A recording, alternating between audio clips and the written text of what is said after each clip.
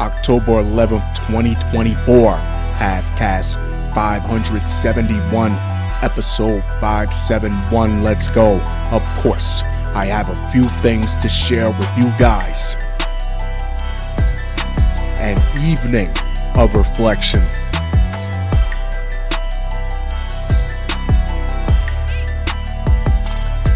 Shall we?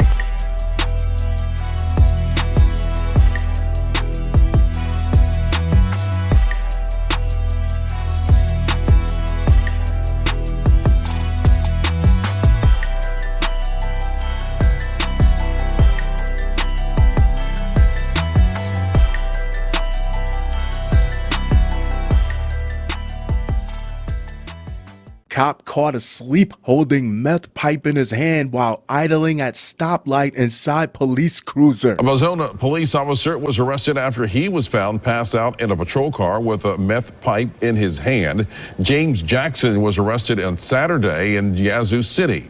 Jackson refused a sobriety test and marijuana was found in the patrol car. Jackson was charged with possession of paraphernalia and DUI refusal. He has been released on bond. I thought meth was supposed to keep people up for extended periods of time. That's why truckers smoke meth, so they won't fall asleep behind the wheel. Ohio, you know better than all of us. Is meth supposed to keep you up for days and days, or do they have a sleepy version? Did some horrible criminal element lace his methamphetamine with lavender and chamomile, knock them right on out? You won't be arresting anyone tonight. Officer paraphernalia. Authorities in Mississippi arrested a police officer after allegedly finding him passed out in a patrol car while holding a meth pipe in his hand. He took the PM version instead of the non-drowsy. According to the Yazoo City Police Department, officers received a call around 3 a.m. on Saturday for a car that was idled at a stoplight. Cops arrived on the scene to find it was not just any car, but a police cruiser. The vehicle was from the Belzoni Police Department, a town about 25 miles to the north. They looked to find that there was an officer, later identified as 41-year-old James Lee Jackson, inside. Oh, Jimmy. It also appeared that the police officer was holding a pipe used for drug use. You know what's absolutely fascinating to me? That drug addicts never drop anything. Meth heads and crackheads never drop the pipe, as we can clearly see in this specific case. Dope fiends, no matter how hard they nod, their forehead can touch the sidewalk, their nose can touch their feet, but a cigarette will never fall away from their lips. It should be studied. Actually, is it a side effect of the drugs, or is it a developed skill? The officers tried to wake him up to no avail. Cops eventually jolted him awake. What does jolted mean? I need to know exactly what jolted mean in this context, and got him out of the car. They allegedly determined that he was indeed holding a pipe used for methamphetamine and other narcotics, a multi-use pipe. A search of his car yielded a small bag of marijuana, cops said. Jackson reportedly refused to take any field sobriety tests or allow officers to take any blood or urine samples. He made no statement of note to officers, although he allegedly exhibited signs of intoxication. I don't know about in Mississippi, but in New Jersey, if you refuse to take a DUI test or a breathalyzer, they automatically charge you as if you were driving under the influence. What if that was his body shutting down shop on him because there's no real substitute for a good night's rest? Whatever happened to the stereotypical coffee and donuts to get you through the shift? After all, it's Belzoni, Mississippi. It's not like you have to be action-packed like you're watching over Gotham City or something. Belzoni is a small town of less than 2,000 people in west central Mississippi. Little two-horse town, one streetlight.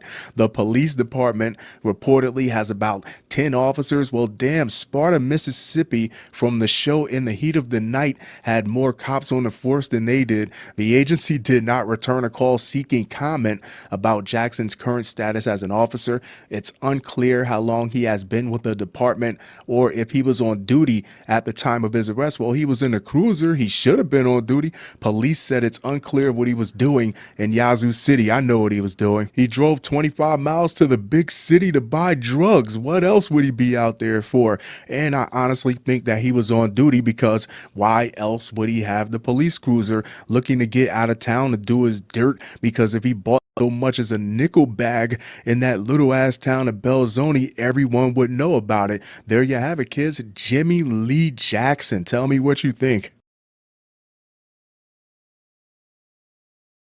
Next up, couple charged with plotting $147,000 armed robbery at Euclid Marks. A couple accused of robbing a Marks store last February has been indicted. The prosecutor's office says Ariel Miller and Cartier Malone Pickens planned a staged holdup in the store where Miller worked, and the two robbed the store of almost $150,000. Prosecutors allege they planned the robbery over text messages. Pickens and Miller will appear in court on October 15th. Ohio, the short bus, that classroom with no windows of the Midwest. Welcome back. Between the two of you, did you stop and think? Of course you didn't stop and think, but did you stop and think that it would be much better if you both had jobs you can save for the things that you want to do in life without risking your freedom and without having your girl on national news in front of millions with her edges looking fried like she combed her hair with jumper cables, like she combed her hair with a hacksaw, like she slept face down on a tree stump, like a wild beast licked her forehead. Two people, two very special people, bless their hearts, have been indicted by a Cuyahoga County grand jury in a $147,000 armed robbery. Cartier Pickens, 31, and Ariel Miller, 29, are charged. According to prosecutors, Miller worked at a Marks store in Euclid. It was an inside job. In February 2023, prosecutors say Pickens held Miller at gunpoint in the store, pistol whipped her, and fled the scene. Wait a minute. So she agreed to let this idiot come up to her job while she was on shift, single her out, and pistol whip her, where I'm positive he didn't hold back, because you got to make it real. Then afterward, they still got caught, and now she's facing prison time. She is losing the most out of this deal. Remember, Bonnie and Clyde was not a love story. It was a tragedy and definitely a cautionary tale. Two dead batteries can't start a car. You mean between the both of them, neither one of them had the slightest inkling that it might be standard procedure for a company to investigate their employees as well as outside forces. Evidence revealed that the couple, who were in a romantic relationship, had exchanged messages planning the robbery shortly before the crime. Receipts, including reminders to adhere to their plan and to delete incriminating text. Stupid plan. In total, the pair allegedly stole over $147,000 from the store, according to prosecutors, and her boyfriend looks like his full-time job is finding ways to make sure he doesn't have to get a full-time job, dragging people down along with him. There you have it, kids. Cartier Pickens and Ariel Miller. Tell me, is this relationship goals, or would you have left this conversation and the person that brought it up? Fun show, fun show, fun show. The music for this episode is from Will B. Alexander. Get your music from Will B. Alexander. I'll leave the contact information down at the bottom. If you're a producer and you would like to have your music featured on an episode of this podcast, reach out to me at www.watchaeor.com or DM me on any one of my social media profiles. If you like what I'm doing here, if you like my podcast, show your support by getting a monthly subscription. Get access to more robust content, full episodes of this podcast, and featured music, or make a donation. My Cash App, my PayPal, my Buy Me a Coffee, all that info is up on the website www.watchaeor.com. That being said, I'm going to wrap this one up, but I'll be sure to talk to you guys very, very soon. Jusqu'à la prochaine fois.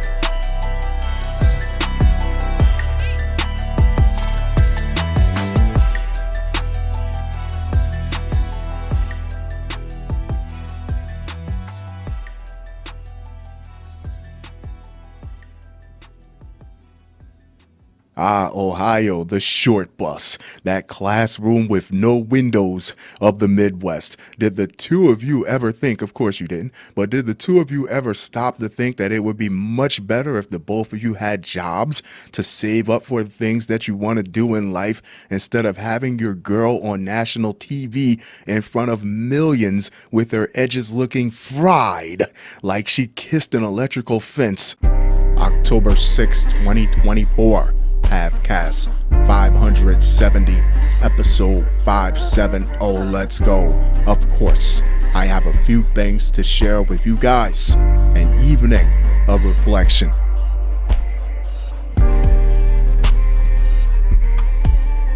Shall we?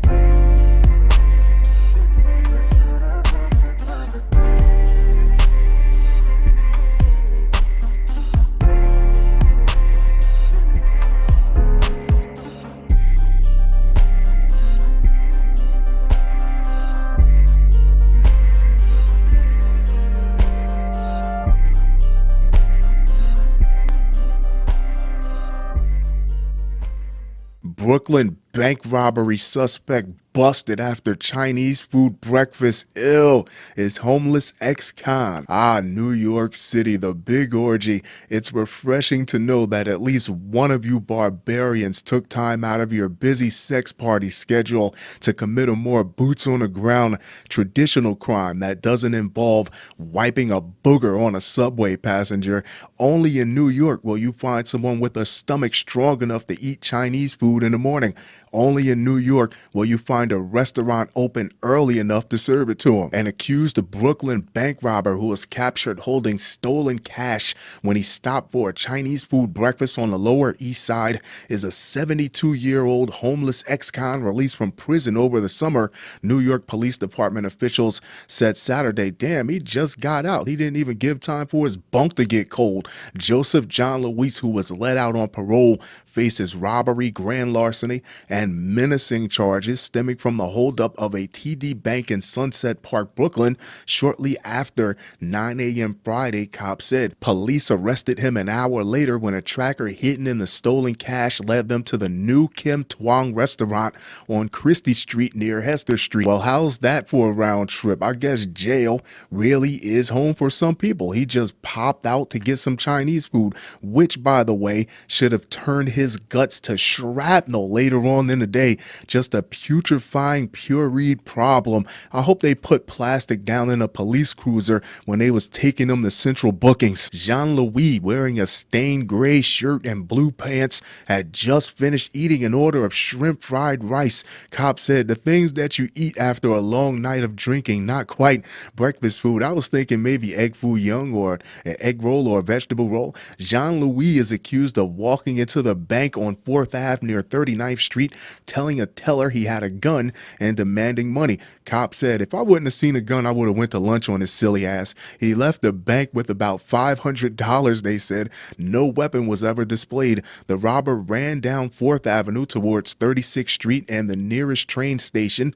Cops said cops activated the tracker and realized it had surfaced near Sarah D. Roosevelt Park, near Grand and Christie Streets. This is clearly a New York article written specifically for New Yorkers. The officers zeroed in after getting a clear indication that the signal was coming out of a Vietnamese Chinese restaurant. This would be a perfect Snickers commercial. If you're hungry, grab a Snickers. Don't stop at a Vietnamese Chinese restaurant. If you're hungry, grab a Snickers because you're not yourself when you're robbing banks. Cops said they found the pilfered cash on Jean-Louis when he was taken into custody down the block from the restaurant, just a full belly thinking life's grand. You got the wrong dude, man. That's my money, Jean-Louis said, according to cops as he was taken away in handcuffs. That's my Social Security. That makes a lot more sense to me than it should.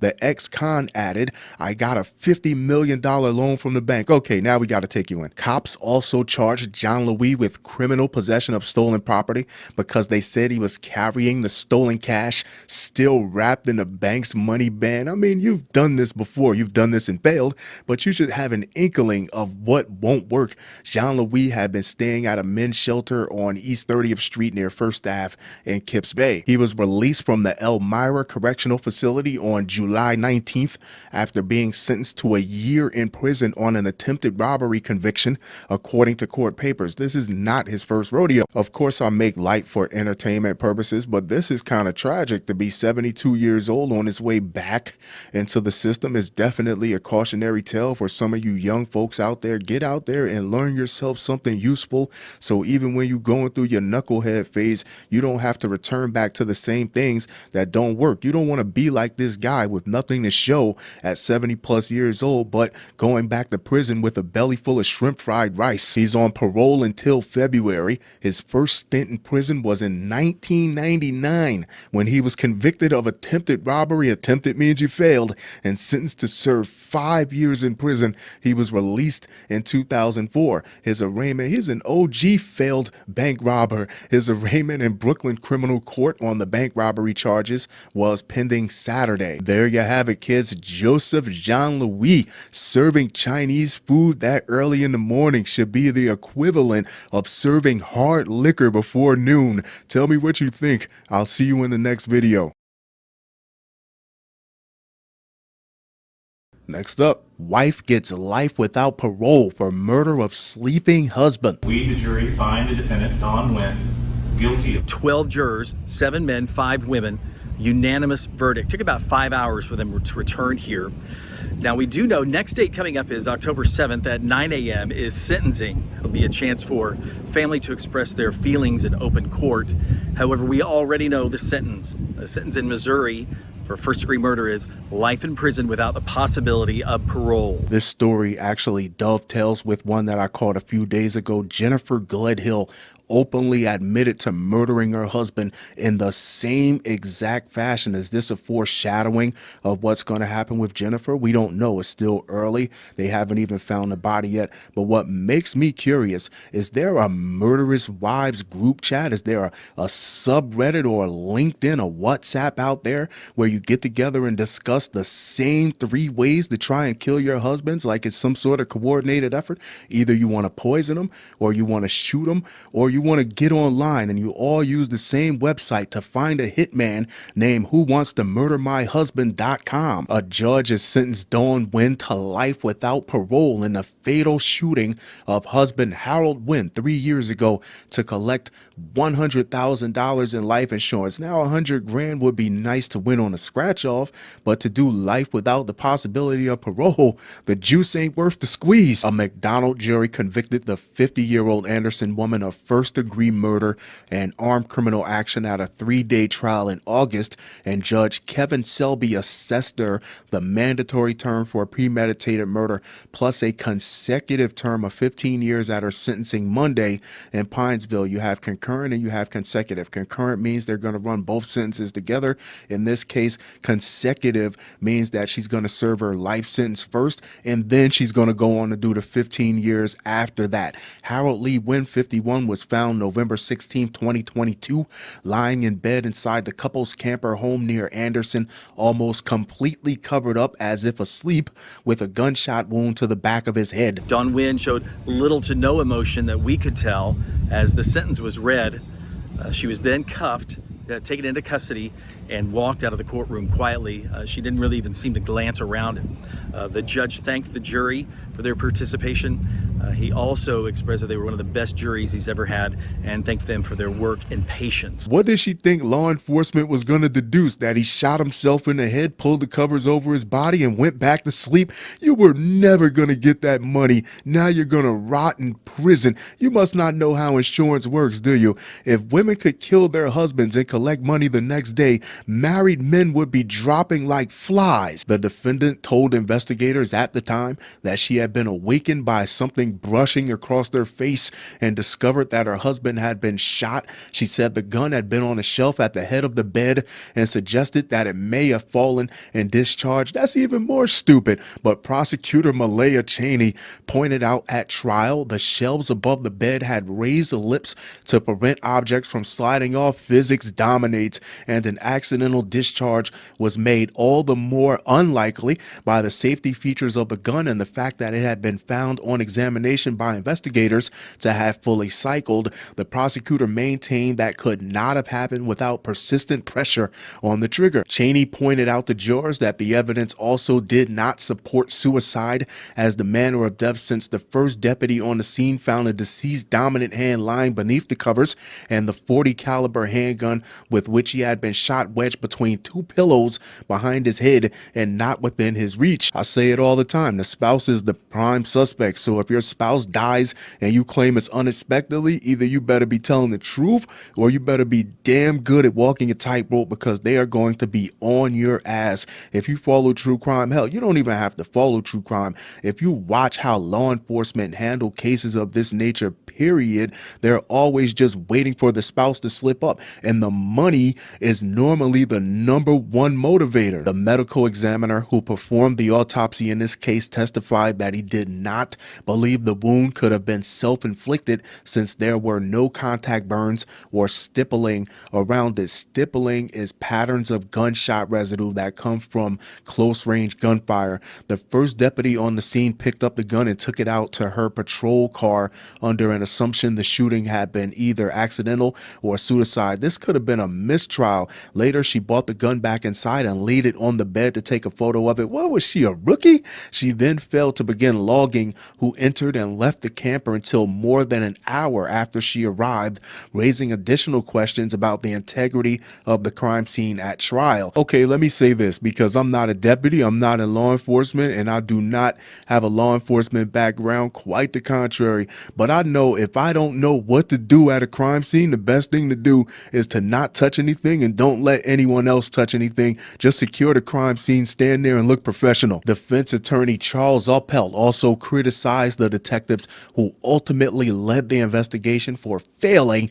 to find a shell casing at the scene that they said they later happened to come upon among the bedding they removed for further examination at the sheriff's office. The defense tried to raise juror suspicions about a relative of the victim who lived in a cabin next to the camper and who at one time owned the gun in question. They gave the defense a lot of ground to fight on, but trial testimony established that Dawn Wynn had been in charge of the accounting for the couple's failed plumbing business and that her husband was being urged by their two adult sons to leave her and start up another plumbing business with them. Damn right. The failing plumbing business is curious to me within itself, because was the plumbing business actually failing, or was she cooking the books? Was she tucking a little money away for her own self? If she would do this, if she would do something like that to her husband for the life insurance money, then what is really beyond her? In the meantime, Dawn Wynn, who had taken an accounting job with another business, for Christ's sakes, don't let her touch anyone else's money,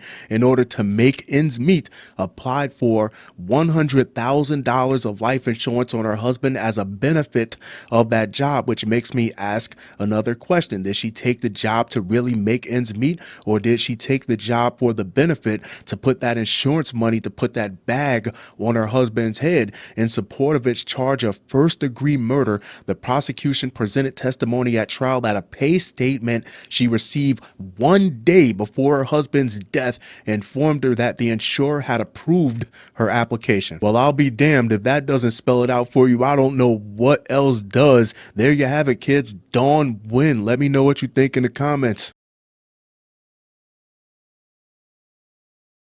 Fun show. Fun show. Fun show. The music for this episode is from Will B. Alexander. Get your music from Will B. Alexander. I'll leave the contact information down at the bottom. If you're a producer and you would like to have your music featured on an episode of this podcast, reach out to me at www.watchaeor.com or DM me on any one of my social media profiles. If you like what I'm doing here, if you like my podcast, get yourself a monthly subscription, get access to more robust content, full episodes of this podcast, and featured music music or make a donation. My Cash App, my PayPal, my Buy Me a Coffee, all that info is up on the website www.watchaeor.com. That being said, I'm going to wrap this one up, but I'll be sure to talk to you guys very, very soon. Jusqu'à la prochaine fois.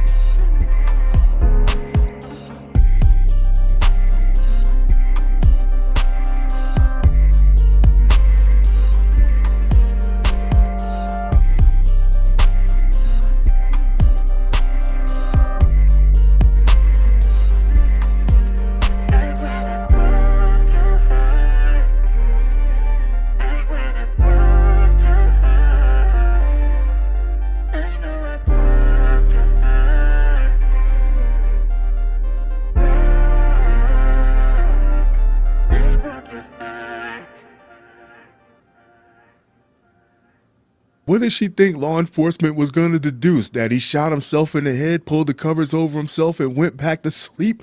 She was never going to get that money. Now she's going to rot in prison. You really don't know how insurance works, do you? If it was that easy for a wife to kill her husband and get a Cash App or a direct deposit $100,000 the next day, married men would be dropping like flies. October 2nd, 2024. Half-Cast 569, episode 569. Let's go. Of course, I have a few things to share with you guys. An evening of reflection.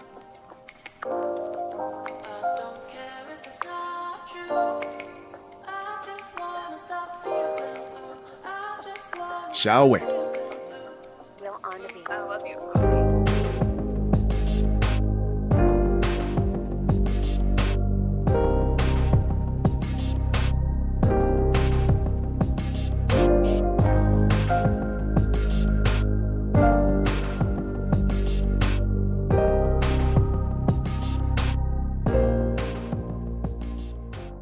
Long Beach man, so much drama in the LBC, who bragged about crime on Instagram, pleads guilty to $2.6 million jewelry heist. You'll probably remember it. It's the luxury jewelers of Beverly Hills, and you see all the suspects going in there, breaking into the glass and stealing what the federal government says was $2.6 million worth of jewelry out of the display case. Now, the person who agreed to that guilty plea today was, according to the DOJ, the getaway driver in all of this. He is actually down the street waiting in a car. The DOJ accuses him of leading the convoy after the smash and grab, in which more than 20 watches were stolen. Pat, part of the way they were able to find him is because, of course, he posted about it on social media. How do you get caught taking glam photos for the gram like some sort of boss diva? See, everyone wants to be QB1. Nobody wants to run block. Your role didn't even include any smashing or grabbing, yet there you are, snapping it up for Policegram, for law enforcement's internet, like you single-handedly snatched the whole store off the rack,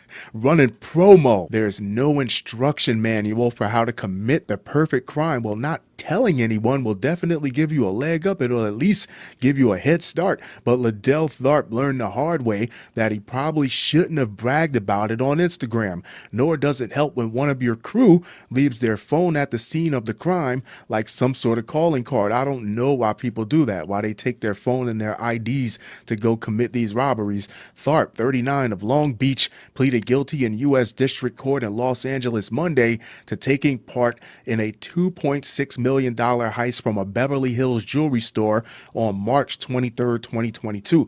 That day, prosecutors said several masked suspects armed with crowbars walked into luxury jewels on South Beverly Drive during business hours, then smashed display cases and grabbed jewelry as store employees and customers watched. The person who agreed to that guilty plea today was, according to the DOJ, the getaway driver in all of this. He is actually down the street waiting in a car. The DOJ accuses him of leading the convoy after the smash and grab, in which more than 20 watches were stolen. At 39 years old, doing things that we expect to see from these teenagers or other dumbass youngins, putting your business out there all on Copstagram, chasing that social validation. We're talking almost $3 million here. You'd rather tell the whole world what you did other than give yourself the best possible chance to not get caught? The thieves made off with 19 bracelets, 7 pairs of earrings, 4 necklaces, a pair of obelisks, 8 rings and 20 watches. According to federal prosecutors, no partridge in a pear tree. Investigators say several clues at the scene and on social media led them to Tharp and multiple other suspects, including Jimmy Lee Vernon and Deshaun Bell. According to prosecutors, investigators recovered a mobile phone at the jewelry store that surveillance footage showed had fallen out of Vernon's pocket.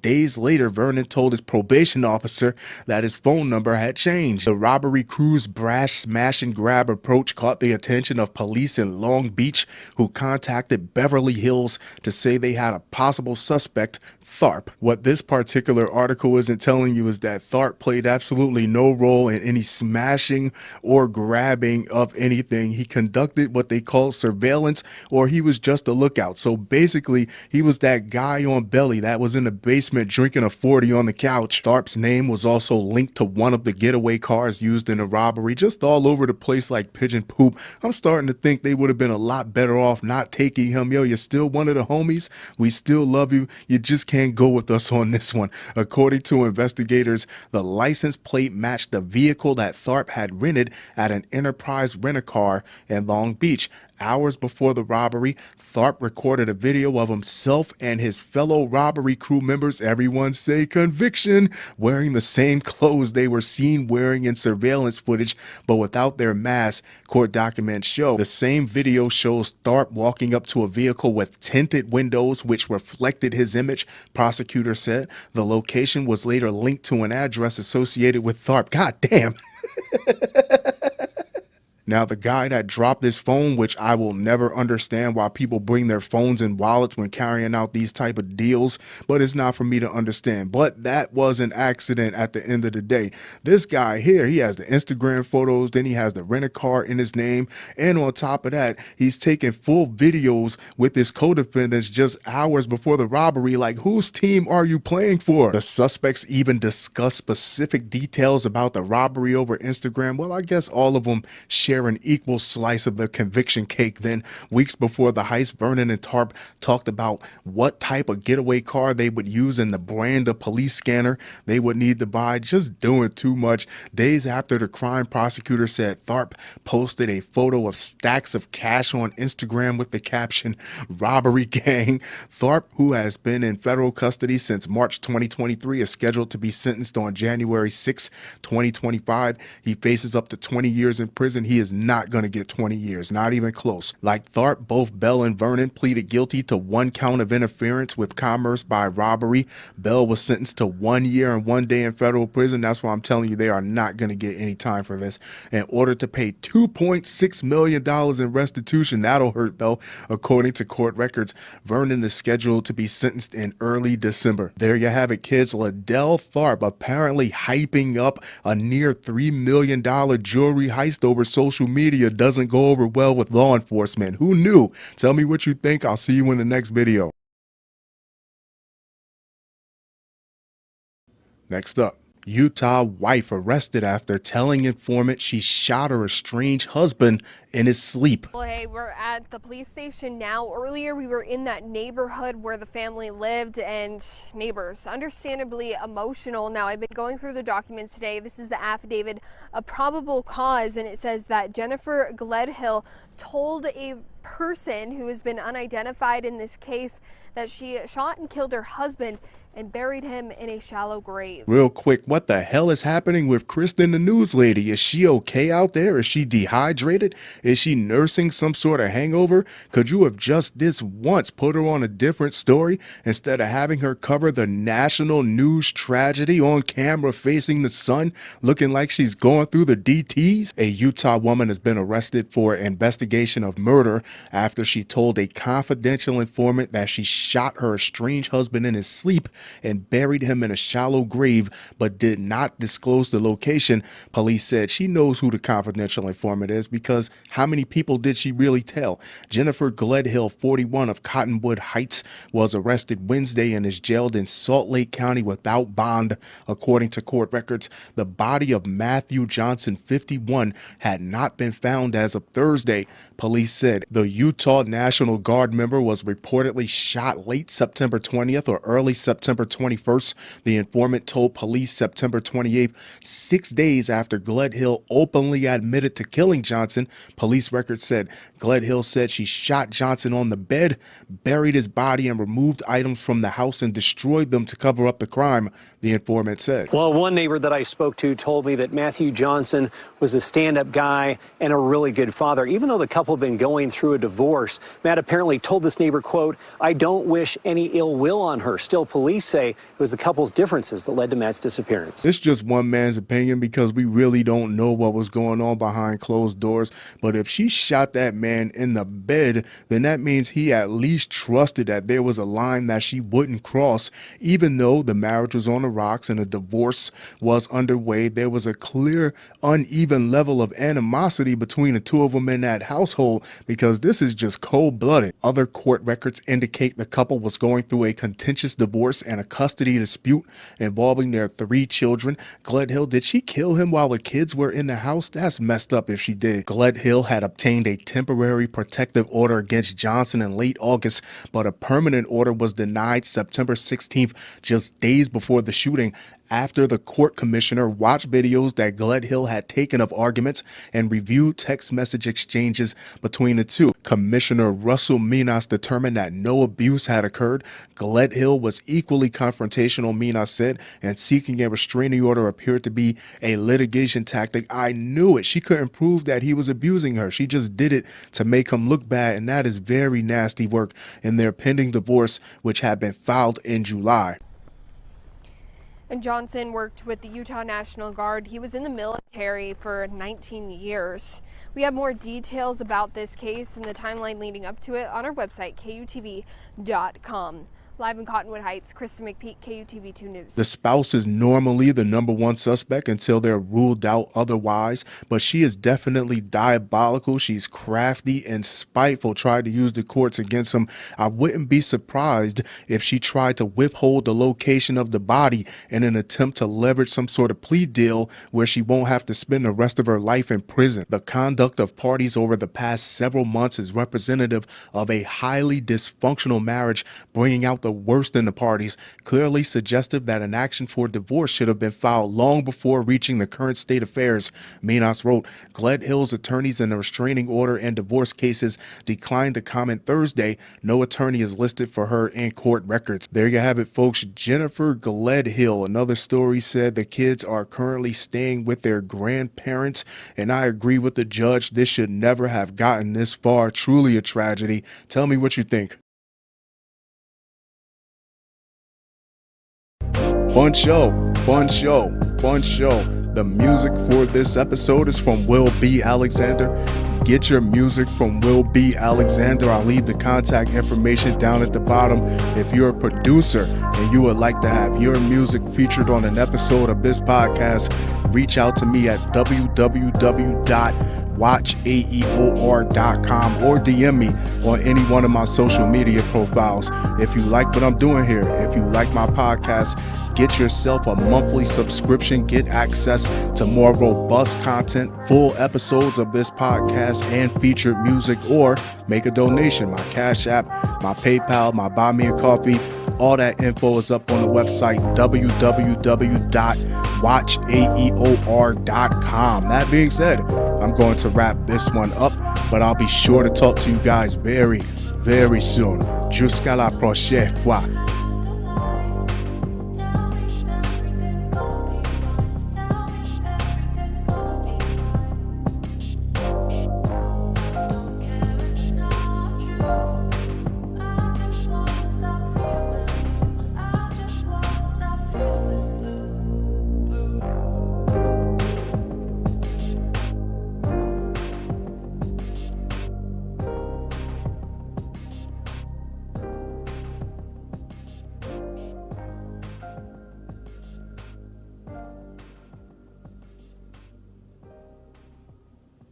Real quick, what the hell is happening with Kristen the news lady? Is she okay out there? Is she dehydrated? Is she nursing some sort of hangover? Could you have just this once put her on something else instead of this national news tragedy while she's on camera facing the sun looking like she's going through the DTs?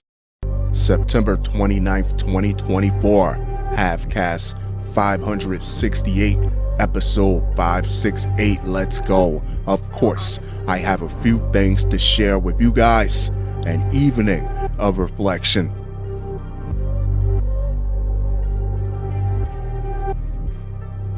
Shall we?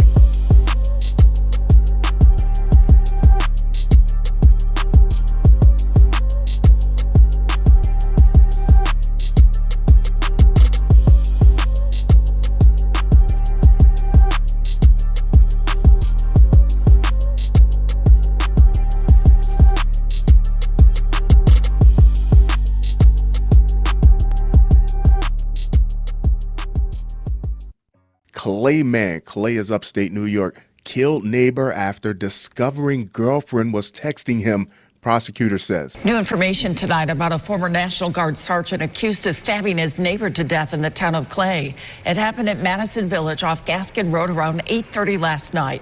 The Onondaga County Sheriff's Office says 50-year-old Scott Lamika was stabbed by 44-year-old Richard Losey multiple times while Lamika was in his truck. Lamika tried to drive away, but ran his truck into a tree, throwing Losey to the ground. Well, ain't this fancy? We got another one back to back. Listen, if your girlfriend is texting another guy, then she's probably not quite the girlfriend that you thought her to be. She might be your girlfriend to you, but you are definitely not her boyfriend to her. See, you got it ass backwards. A simp is not someone who just wants to do something nice for a woman that he's interested in. A simp is someone who snatches the steering wheel from his woman while she's driving because they broke up with each other. A simp is someone who stabbed his neighbor to death because essentially he came to the realization that he's in a relationship by himself. An apparent love triangle is at the center of a fatal stabbing in Clay, a prosecutor confirmed Thursday. For a love triangle to be a love triangle, one of the other angles has to want you back in some type of way. This is clearly a three's a crowd type of deal. You're in the way. Richard Losey, 44, is accused of stabbing Scott Lamika, 50, near their homes in the Madison Village mobile home park, according to the Onondaga County Sheriff's Office. Losey had been arrested the day before after a domestic incident with his girlfriend that stemmed from the woman texting Lamika. Prosecutor Rob Moran said Thursday Losey put his hands around her neck and threatened to kill her, according to a criminal complaint. He also broke the woman's phone, it said. You think roughing her up and breaking her phone is going to make her fall in line, is going to fix your relationship, is going to glue your broken heart back together? No, it's not. It's only going to make her want to communicate more physically. Hell, she might even send a pair of her drawers to him by carrier pigeon. After getting into a sit-go on Route 57, witnesses called 911. Both the victim and suspect were taken to the hospital. Lamika died. Losey is charged with murder and is being held at the county jail. Losey found out the woman was messaging Lamika and became upset, according to court documents and Moran. When Losey asked if she had done anything with the man, she said, "Not yet." According to the complaint, she gonna give him the draws, dog. GTD. The next day, Losey confronted Lamika and the two men argued. At some point, Lamika was inside his car and Losey was hanging on the side of the vehicle. Losey stabbed him multiple times through his car window. Damn, deputies have said Lamika suffered wounds to his arm and his heart, according to the indictment. An indictment against Losey was filed Wednesday. He's charged with second-degree murder in connection with Lamika's death and second-degree kidnapping and criminal obstruction of breathing stemming from the prior domestic incident. I think the kidnapping charge comes from him breaking his girlfriend's phone, and I use the term girlfriend very loosely, so she couldn't call police or she couldn't call for any help. When she said not yet, that took me out. That's the writing on the coochie right there. See, if you're 23 like the guy in the last story, or you're 44 like the guy in this story, you can always find another girlfriend. There's infinite possibilities out there for you, but not when you do something that you can't take back, like shooting at the cops or stabbing your neighbor because she just wants him more than she wants you. You give up a piece of yourself. You give up some of your power. You give up your ability to come back from these type of situations when you fly off the handle like this. Losey was arrested and released from custody following the domestic incident. Syracuse City City Judge Felicia Pitts Davis released Lossie without needing him to pay bail. After the stabbing the next day, Lamica drove away and collided with a tree. He was a lot more hurt than he thought he was, I'm supposing. When Lamica realized the extent of his injuries, he pulled over to the Citgo gas station about a block away on Route 57 and called 911 for help. When deputies arrived, they found Lamica with multiple stab wounds. He died at the hospital, Newton said, hence the second-degree murder. Lamica is remembered as a car enthusiast whose prized possession was his blue 2014 Chevrolet Corvette. He was a member of a local Corvette club and frequented car shows across the region. He was attending a club meeting just a few hours before his death. Damn, friends told Syracuse.com. There you have it, kids. Richard Lossie. If your girl tells you to your face that she hasn't let the next man smash, not yet, then she's already gone, dog. Cut bait, find yourself a new adventure. Tell me what you think. I'll see you in the next video. Next up. Absolutely disgusting. Voyeur hid under vehicles at Cash Wash to stare at women's feet. There's no way he's coming back for a third time.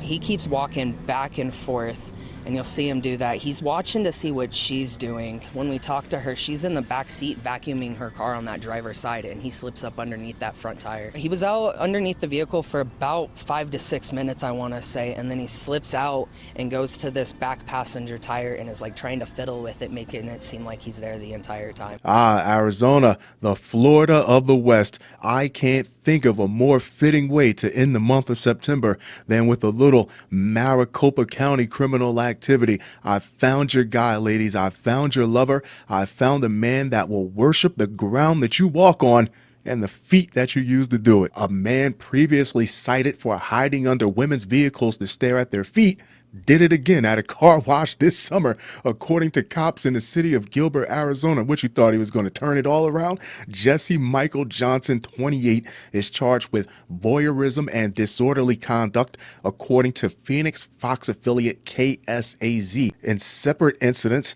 3 women were vacuuming their SUVs at a Superstar car wash location near Riggs Road and Val Vista Drive like a watering hole, but for feet. In these 3 incidents, defendant pulled into a parking spot next to the victim, cops wrote. While each victim was vacuuming her vehicle, defendant hid under her SUV and spent several minutes under her vehicle. The defendant climbed out from under the vehicle when each victim was finishing her vacuuming and left the area. Here at these vacuums that Jesse Johnson was caught on camera. Employees that were here that day tell me that Johnson had a membership here, would get his car washed, and would wait. Police say he did this 3 times on one day to 3 women. Do you know how committed you have to be to staring at someone's tootsies? To lay on the Arizona asphalt in the middle of the summer, it melts people's sneakers. You can fry an egg, you can bake bread. In a parallel universe, this guy would be a 5-star detective solving crimes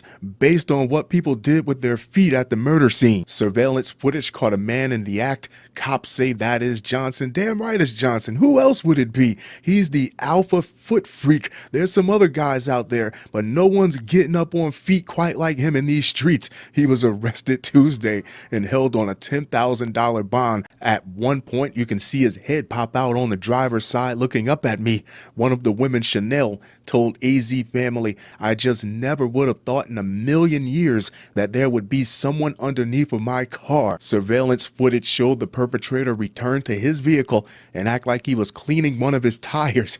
All of the victims had flip-flops and shorts on. That's what we all had in common. Chanel said, yeah, he likes an all-natural foot, none of that red bottom high heel stuff. He likes his feet very low to the ground, center of gravity, closer to nature. Damn, at least Al Bundy got paid to play with women's feet. Why doesn't he get a job selling women's shoes and contribute something to society, you foot-following freeloader? She described having nightmares because of the incident, like Freddy Krueger chasing you around in your dreams, but the claw is on his feet though. Gone going into the community and doing this to women is absolutely disgusting. It is. And I don't think he realizes what it's doing to us as the victims, Chanel said. Back in June 2016, when Johnson was 20, authorities in Nebraska, he had to get a hold of some Cornhusker Tootsies, once cited him for hiding under a woman's car to touch her feet. It's something Johnson has done many times before. In 2016, Johnson told Nebraska law enforcement he's sexually attracted to women's feet and at times can't control his sexual desire. There you have it, gals. Jesse Michael Johnson, the boogeyman,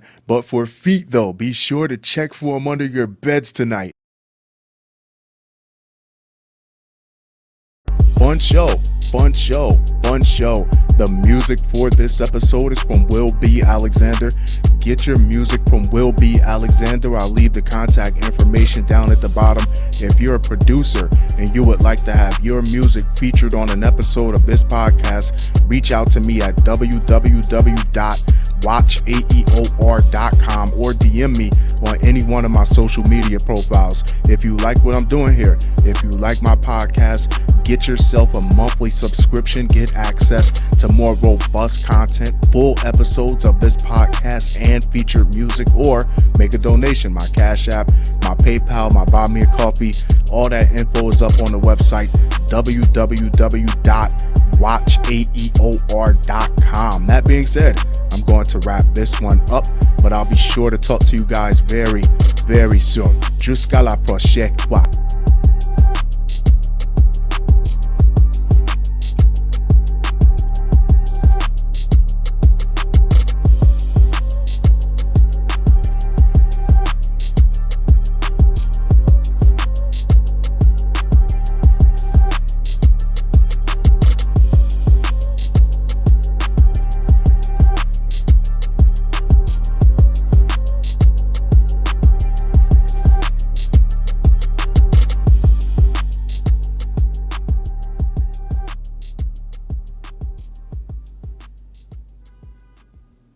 Well, ain't this fancy? We got another one back to back. Listen, if your girl is texting another guy, then she might not quite be the girlfriend that you thought her to be. She might be your girlfriend to you, but you are definitely not her boyfriend to her. See, you got it ass backwards. A simp is not someone who just wants to do something nice for a woman that he's interested in.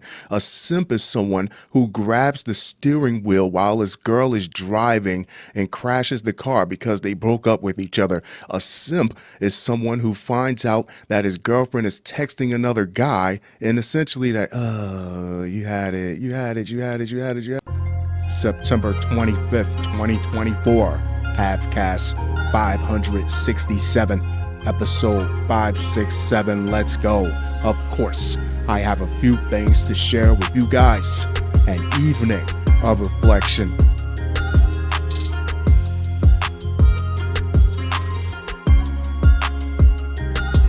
Shall we?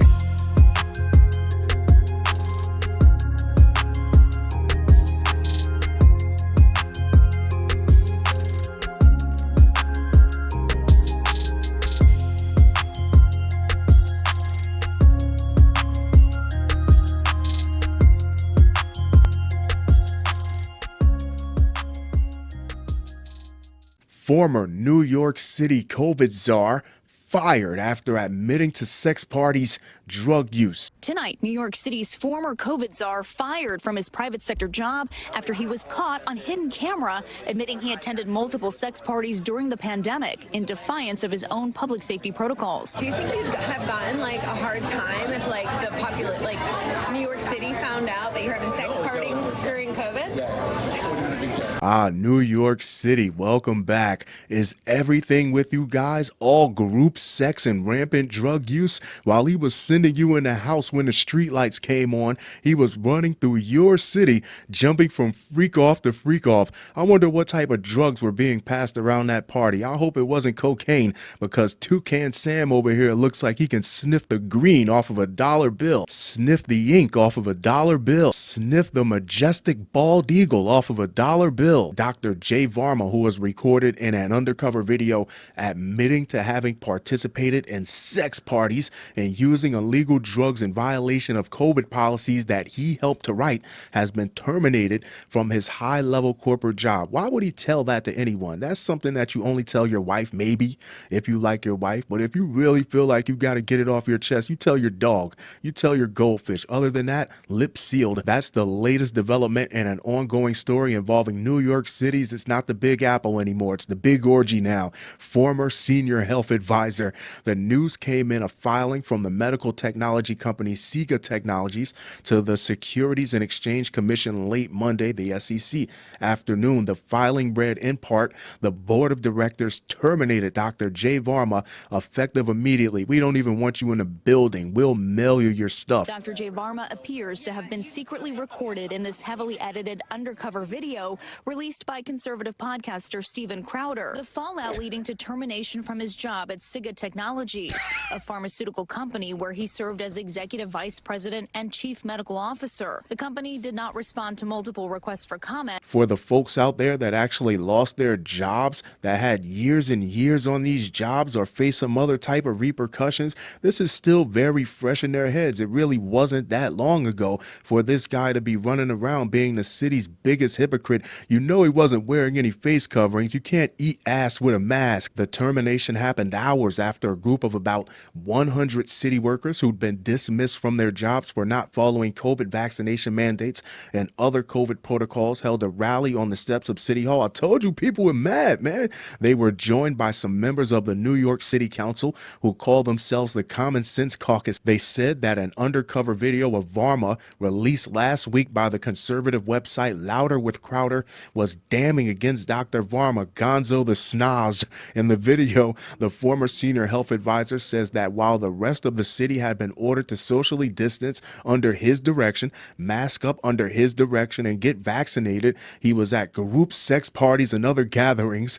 Varma also says in the video that he was using MDMA, an illegal drug commonly called Molly, at a gathering. Me personally, pandemic, no pandemic, I was social distancing anyway because, well, you know, people. But if you remember, there were folks who didn't buy into this at all. They were kind of annoying. Then you had the people who bought the whole cow and was actually calling the police on their neighbors because their neighbors were in their own homes entertaining company, because their neighbors were next door in a fenced-in backyard barbecuing. Him and his colleagues from across the country played a major part in shilling for this control grab. Brendan Fogarty, a firefighter who lost his FDNY job over not having complied with the city's COVID vaccination mandate, spoke at the City Hall rally. In an interview afterward, Fogarty, who regained his job after retiring and reapplying, called Varma's on-camera admissions disturbingly hypocritical. Absolutely. I could care less what he does, said Fogarty, who's also involved in the group Firefighters for Choice, but he affected my freedom and my ability to make a living. Michael Kane, a classroom teacher who lost his position over non-compliance with vaccine mandates, helped to organize the rally with City Council member Robert Holden. My God, what a hypocrite he is. One Democratic City Council member not holding back, slamming Varma. When he's caught, he's blaming the right-wing media. I mean, this guy is, what a dirtbag. Let me know in the comments, did your job push for you to get the vaccine? Fortunately, my job did not push for me to get the vaccine. And after seeing the adverse side effects that happened in a lot of people, I wouldn't have took it anyway. That just would have been the end of me working there. But you can see how this definitely divided the country. It divided cities, it divided communities, it divided people in social settings, and it divided people in the workplace. After the rally, Kane referenced some of the comments that the so-called COVID czar is heard making in the hidden video. Dr. Jay Varma said he had to be involved in drug-fueled sex parties. No, he didn't, which I don't care about, said Kane. You do, you're mad. But he said he needed that to be his authentic self. But what about my authentic self as a teacher? What about me? What about you? What about us? What we gonna do? Some members of the city council are now calling on Mayor Eric Adams to reinstate and compensate the city workers who lost their jobs over COVID-19 policy violations. I'm very comfortable being around other men, two men and a woman and stuff like that. I don't get turned on by other men, but I don't get turned off. So I've had men kind of play with me and stuff like that, and I feel totally comfortable with it. And there are times it feels good because there's sort of like a different type of energy, right. But it has to be be in the right mindset. I have to be right. But I'm very comfortable with it, and it's super fun, and it's actually really fun to be with two guys in a way. It's like super, I don't know if I've done that before, but it's really fun and stuff like that. Open the books, cut the check, you give everybody else money. He did not need to be at a drug-fueled sex party. We're lucky he was only doing Molly with the pills missing his mouth completely and going up his nose. Could you imagine him with an 8-ball in either nostril looking like a double-barrel shotgun? His nose looked like 2 muffler tips. Common Sense Caucus Council member Christy Marmorato said at the rally that she and other city council members are working on a legislative measure involving the former senior health policy advisor. It's probably he might be facing some sort of civil suit. I don't know. Its purpose, she said, bring Dr. Varma in for an oversight hearing to hold him accountable. Absolutely. Varma did not respond to a request for comment that Pix 11 News made on Monday afternoon.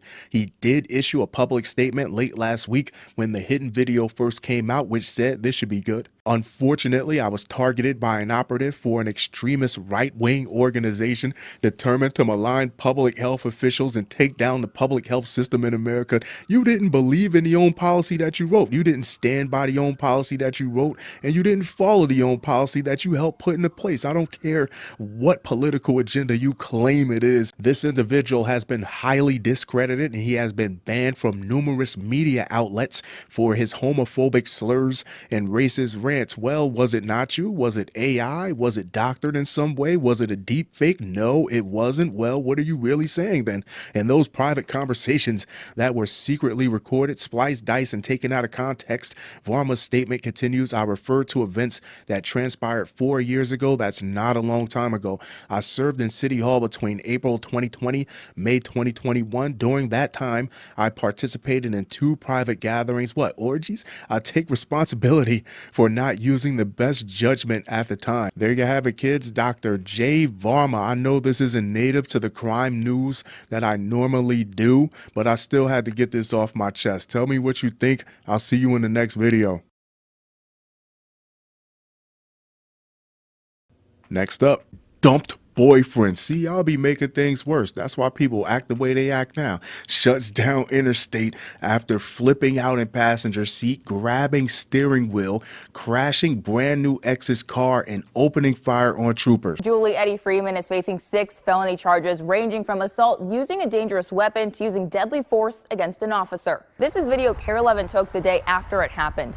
According to the complaint, Freeman shot at a state trooper multiple times. The Minnesota Bureau of Criminal Investigation says trooper Mark Van Steeg shot back at Freeman, but neither of them were hit. It's a love story, kids. Be still my beating heart, because what is a relationship really? What is a relationship of any substance if you're not willing to throw your freedom away at a moment's notice, or possibly get shot a gazillion times by law enforcement? It's poetic, actually. I wonder if she'll have enough battery power left on her phone to accept his calls over the thousands of DMs she's getting right now from guys who know he's the hell out of the way. Way to keep her, big dog. Part of an interstate highway in Minnesota was shut down for hours over the weekend after a woman dumped her boyfriend while driving, and he allegedly reacted by grabbing the wheel, crashing the car, opening fire on responding troopers, and even spitting in an officer's face. You got to give credit where credit is due. Shout out to those troopers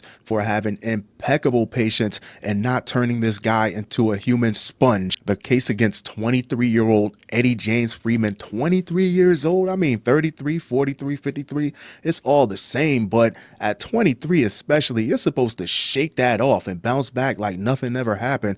Reportedly began on Saturday night when his girlfriend broke up with him as she drove on I-94 and he sat in the passenger seat. A probable cause statement paints a picture of a chaotic scene after Freeman allegedly grabbed the wheel of the car and sent it off the road. According to the complaint, Freeman's girlfriend broke up with him in the car. She told investigators Freeman then grabbed the steering wheel, crashing the car. Now I'm starting to understand why she dumped your goofy ass acting all irrational. You know you could have killed the two of you. Was that the plan the whole time, to use a near-death experience caused by yourself to glue your relationship back together? You don't need a girlfriend, you need a therapist. Minnesota State Police alleged that while they were heading to the crash, they learned that shots had been fired. When Freeman was located, he allegedly raised his arm and pointed it at the squad car, firing multiple shots towards Trooper A and hitting the officer's vehicle.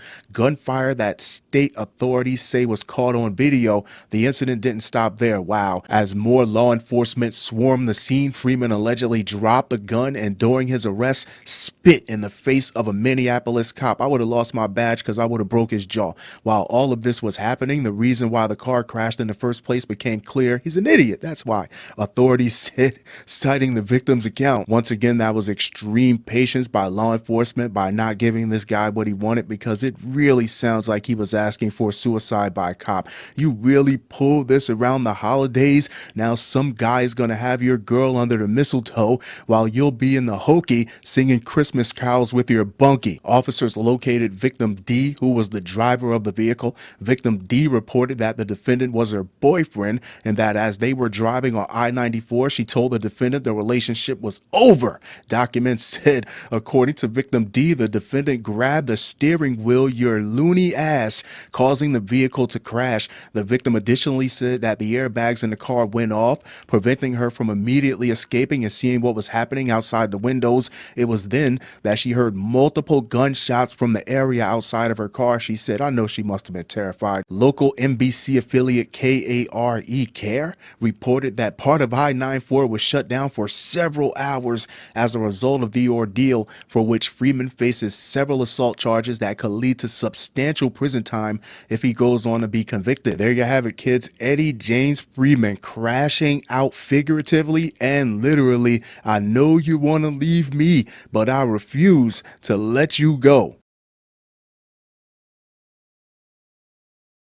Fun show, fun show, fun show.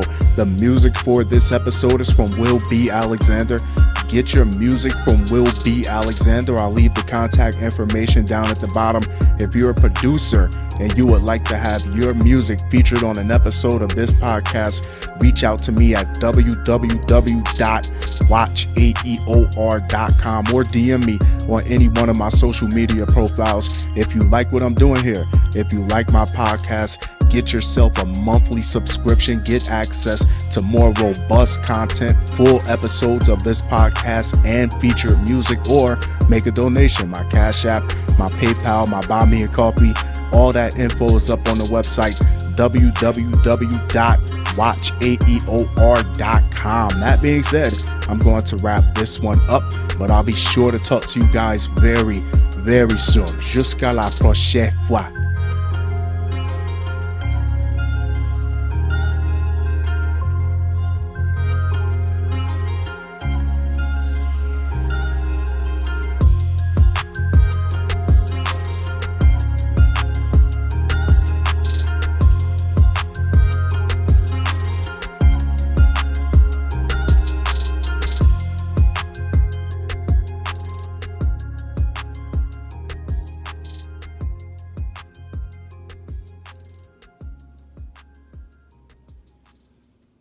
Now I'm starting to understand why she dumped your goofy ass. It's a love story.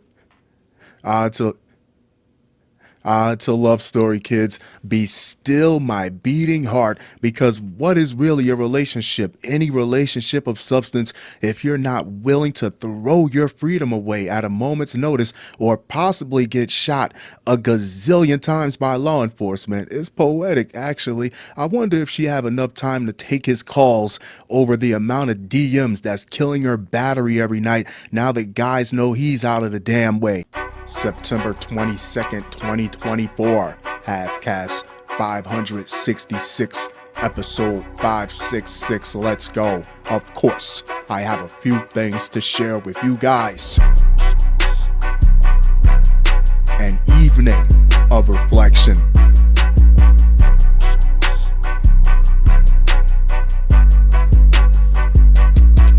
Shall we?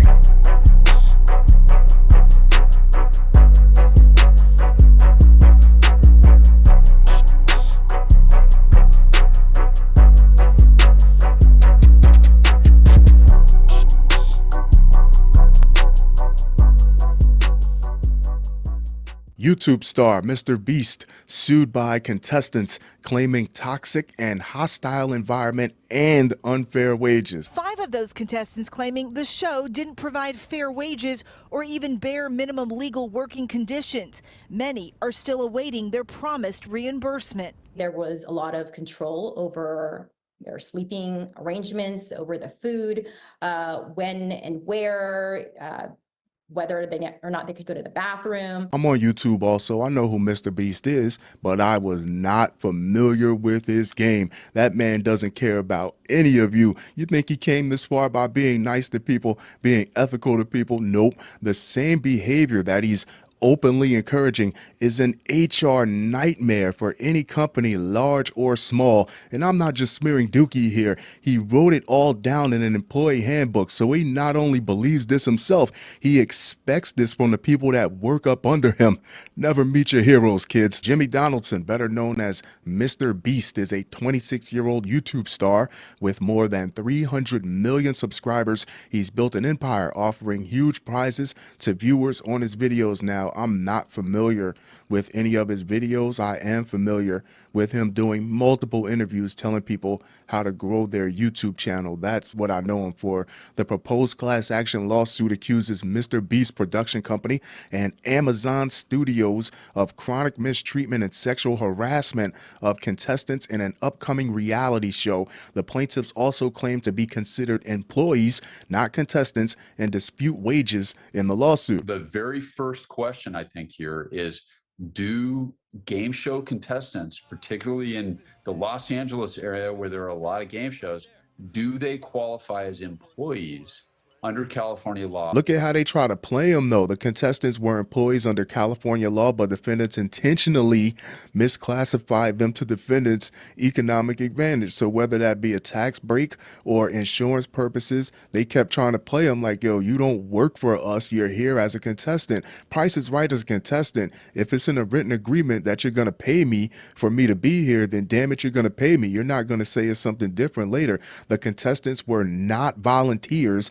The contestants were promised and received compensation in exchange for their services. 5 unnamed contestants in the upcoming Amazon reality show Beast Games are alleging Mr. Beast production company and Amazon Studios created a toxic and hostile environment. Well, there's going to be some toxicity. There's going to be some hostility. You're competing for $5 million. I'm just trying to balance it out here.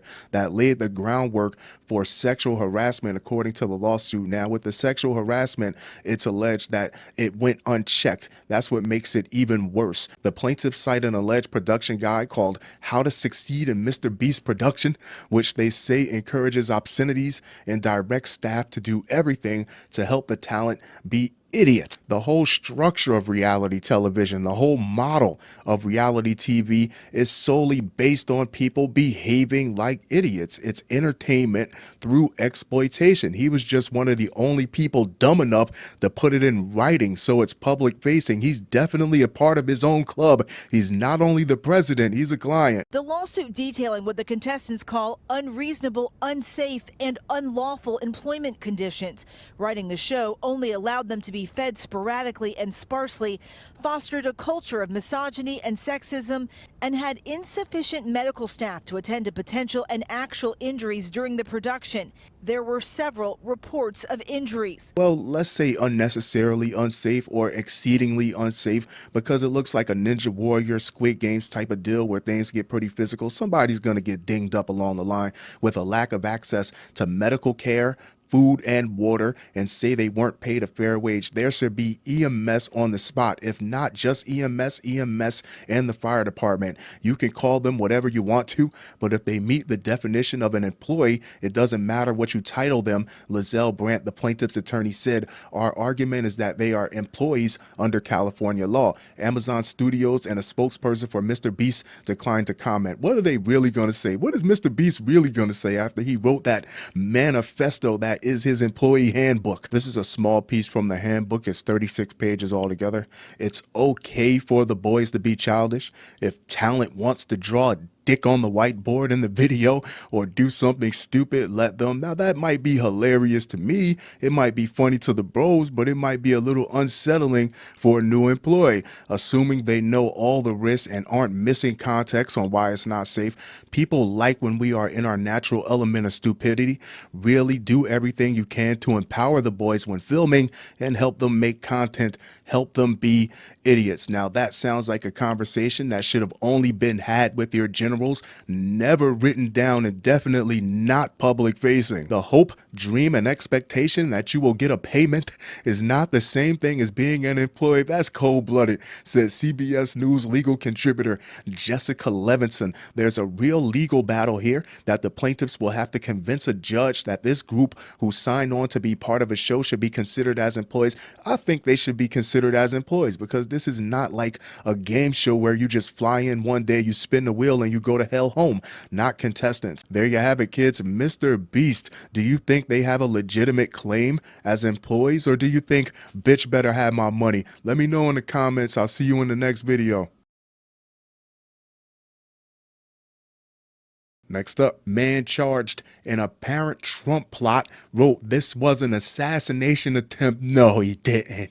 Court filing shows. The suspect in the second assassination attempt against former President Trump has now released a letter talking about what he was doing that day. This is a written note submitted as part of the government filing today. Routh says, quote, "Dear world, this was an assassination attempt on Donald Trump, but I am so sorry I failed you," adding that he believes Trump is unfit to be anything, much less a president. He looks like a disgraced game show host. I don't know whether to spin the wheel or buy him a cup of hot soup. Boy, Trump sure knows how to draw in the loonies, doesn't he? Either they want to hug him or they want to slug him. There is no middle ground to the obsession that people have for that man.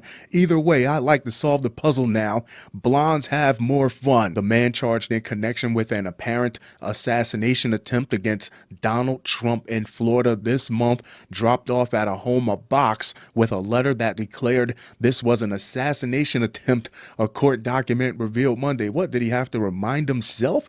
The note was made public in a U.S. District Court filing asking that Ryan Wesley Roof, 58, be held in pretrial detention. Later on Monday, a judge ordered he would remain in jail pending trial. Law enforcement was contacted September 18th by a civilian who said that Roof had dropped off a box at his residence several months earlier. The filing said the witness opened the box after learning of the September 15th incident at Trump International Golf Club in West Palm Beach, Florida. The box contained ammunition, 4 phones, and letters. The words he used shows that he knew what he was doing. This was premeditation. This was thought out. This wasn't just a guy who just decided to do something crazy. He didn't know the difference between right and wrong. He's apologizing for not doing it and hoping someone else does it, and then he fled. So it looks like he did know that what he did was wrong and against the law. That's a friend for you. We'll drop off everything. We'll drop off the bullets. We'll drop off the manifesto. We'll drop off the burner phones. We'll drop off everything but that $50 that he owes you. What was this guy supposed to do with that box? He left them the box of evidence like he was supposed to take up the mantle in case he failed in his assassination attempt. And he failed because he's a loser. One handwritten letter addressed to the world said this was an assassination attempt on Donald Trump, but I failed you. Yeah, well, you're an idiot. The letter said in part, he ended relations with Iran like a child, and now the Middle East has unraveled. I would like for one day for these armchair presidents and these armchair politicians to be in a position to have to make the tough call just one time. Roof was arrested September 15th after a Secret Service agent moving ahead of the former president as he was golfing at Trump International Golf Club spotted the partially obscured face of a man in the brush along the fence line. Just a blonde-haired man amongst the backdrop of leafy greens and the barrel of a rifle aimed directly at him. The agent fired at the man who fled. He was spotted by a witness and was soon after arrested on Interstate 95. Ruth has since been charged with possession of a firearm by a convicted felon and unbathed convicted felon in possession of a firearm with an obliterated serial number. The FBI searched Ruth's Nissan Xterra and found 6 cell phones, one of which contained a Google search of how to travel from Palm Beach County to Mexico. That's what did it for you. That's what pissed you off. That's the straw that broke the camel's back. Foreign relations. I don't care what side of the aisle you vote on. Each candidate should be able to run their campaign successfully without having their lives threatened, and especially not from some yokel with a massive overbite hopped up on sensationalized 24-hour news cycles calling calamity. Further, on multiple days and times from August 18th, 2024 to September 15th, 2024, Roof's cell phone access cell towers located near Trump International and the former president's residence at Mar-a-Lago, the filing said. Also found in the vehicle were 12 pairs of gloves. What did you have, an octopus for an accomplice? A Hawaii driver's license and Roof's name. What, it didn't say McLovin? Passport and documents. One of the documents was a handwritten list of dates in August, September, and October, and venues where Trump had appeared or was expected to. He was stalking him. Agents also found a notebook with dozens of pages filled with names and phone numbers about Ukraine, discussions on how to join the fight on behalf of Ukraine, and notes criticizing the Chinese and Russian government. Well, he just made his confession, and that's going to come back to haunt him, because now I do think it makes it more likely that the feds could charge him more serious crimes. So this is going to work against him in various ways. And another way is that it undermines his insanity defense. Hell, if all he wanted to do was fight on behalf of the Ukraine, send him over there. Let him fight on behalf of the Ukraine. Let him flush out enemy fire. You can pack him into a cannon and shoot him at the Russians. Save us some tax-paying dollars on his jail cell. His defense attorney said Roof's sister is a licensed attorney in North Carolina and was willing to house him if he was released on bail. You don't deserve the type of people in your life who would do that for you, regardless of what you just did. Ultimately, U.S. Magistrate Judge Ryan M. McCabe ruled Roof would be held pending his trial. He said nope. Roof appeared emotionless throughout the hearing, wearing a blue jumpsuit and shackled at his hands and feet. He appeared to nod his head when the defense questioned an FBI special agent about Roof's social media posts about fighting for Ukraine. Send him over. There you have it, kids. Ryan Wesley Roof. He looks like he lost his life savings gambling on illegal ferret fights. Tell me your thoughts. See you in the next video. Fun show, fun show, fun show. The music for this episode is from Will B. Alexander. Get your music from Will B. Alexander. I'll leave the contact information down at the bottom. If you're a producer and you would like to have your music featured on an episode of this podcast, reach out to me at www.watchaeor.com or DM me on any one of my social media profiles. If you like what I'm doing here, if you like my podcast, get yourself a monthly subscription. Get access to more robust content, full episodes of this podcast, and feature music, or make a donation. My Cash App, my PayPal, my Buy Me a Coffee, all that info is up on the website, www.watchaeor.com. That being said, I'm going to wrap this one up, but I'll be sure to talk to you guys very, very soon. Jusqu'à la prochaine fois.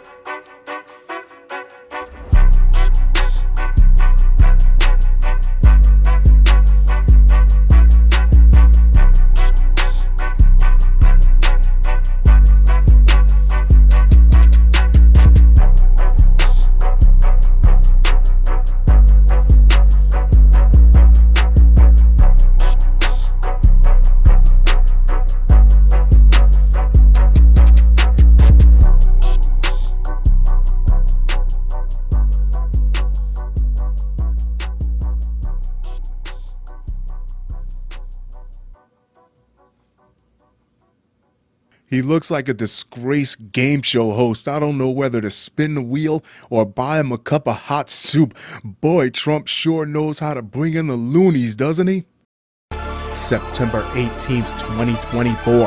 Halfcast 565, episode 565. Let's go. Of course, I have a few things to share with you guys. An evening of reflection.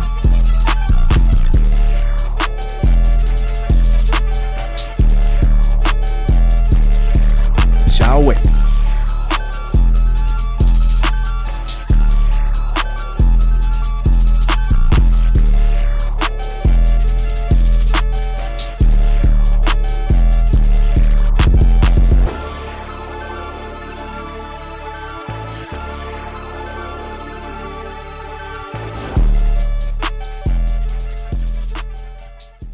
It used to be sex, drugs, and rock and roll. Now it's 1,000 bottles of baby oil, cocaine, and violence. Disturbing details alleged in Diddy's sex crimes indictment. Today I'm announcing the unsealing of a 3-count indictment, charging Sean Combs with racketeering conspiracy, sex trafficking, interstate transportation for prostitution.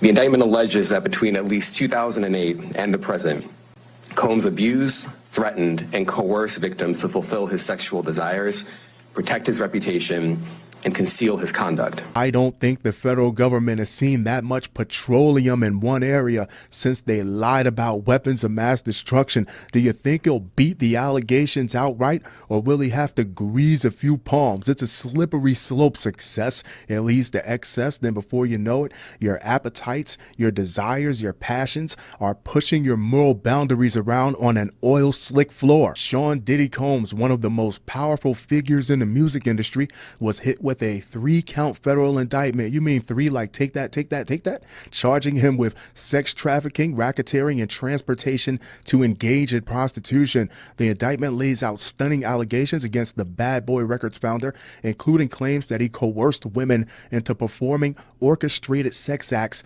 with male sex workers. Combs has pleaded not guilty. According to the Associated Press, his lawyer Mark Agnifilo says his client plans to plead not guilty, and Agnifilo said he would fight like hell to get Combs released from federal custody. Combs was arrested at a Manhattan hotel a day before the indictment was unsealed on Tuesday, September 17th. That hotel turned out to be the Park Hyatt. As alleged, Combs used force, threats of force, and coercion to cause victims to engage in extended sexual performances with male commercial sex workers, some of whom he transported or caused to be transported over state lines. Combs allegedly planned and controlled the sex performances, which he called freak-offs. Make no mistake about it, this is Diddy's case. He is the driving force behind this case, so he should definitely be the very first one marched into the courtroom to face these accusations and face his accusers. But the indictment also has language that mentions multiple times members and associates. Who are these members and associates that clearly played a very active role in helping him carry out these type of things that he was doing to people? Do they get to ride off into the sunset? Do they get to write books and go on podcasts and tell everyone that they were there, like they were part of the story, but they leave out the parts where they were either helping him or participating? That in the indictment listed 5 of his AKAs like they were his co-defendants or something. According to the indictment obtained by People, Combs used coercion to make women participate in so-called freak-offs, described by prosecutors as elaborate and produced sex performances. That could mean any number of things. Prosecutors alleged that Combs would lure victims under the pretense of a romantic relationship before allegedly using force, threats of force, and coercion in order to get them to participate. The alleged freak-offs, there's that vague term again, which sometimes lasts several days and sometimes featured multiple commercial sex workers. Combs is alleged to have arranged and directed the freak-offs. Prosecutors claim he recorded them electronically and masturbated while they were going on. How far gone does someone have to be where they have to literally put together an entire production, sometimes an orgy, just to maybe get aroused enough to only masturbate? Combs, who has amassed enormous power and influence within the music industry over the past 3+ decades, I was probably still in high school when he was doing all this, is accused of using that influence to ensure the women participated in the freak-offs. They couldn't find a better term than that. Combs, that's what happens when you have yes men. Combs allegedly would exert control over victims' careers and leverage his financial support by threatening to cut them off, the indictment alleges. The mogul also allegedly recorded the freak-offs, which was sometimes not known to the victims. Further, prosecutors claim that Combs provided drugs to the victims to foster compliance.